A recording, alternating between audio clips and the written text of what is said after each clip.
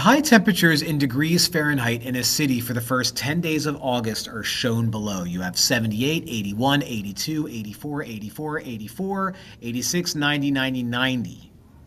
All right, which statement about the high temperatures is true?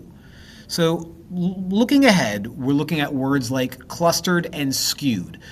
78 to 90, these numbers are kind of close to each other. I would say these numbers are clustered together.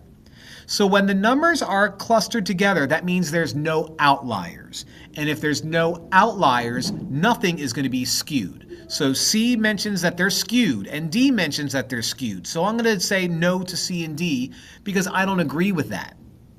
So which one is true? Well, if they are mostly clustered, then either the mean or the median are good measures of tendency. So it could be one or the other. Here's the issue that I'm seeing. This one says the high temperatures are mostly clustered, making the mean value of 84.9 Fahrenheit an appropriate measure of the center. I agree with that, as long as you are actually the mean. This is where it doesn't make sense, because if you were to stop right here, you could say true. The high temperatures are mostly clustered, making the median value. Now that would be true. However, if you have 10 days, right?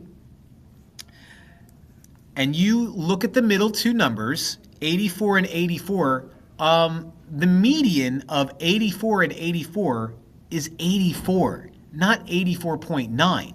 So even though this part is true, the median value is not 84.9. So this is a trick question.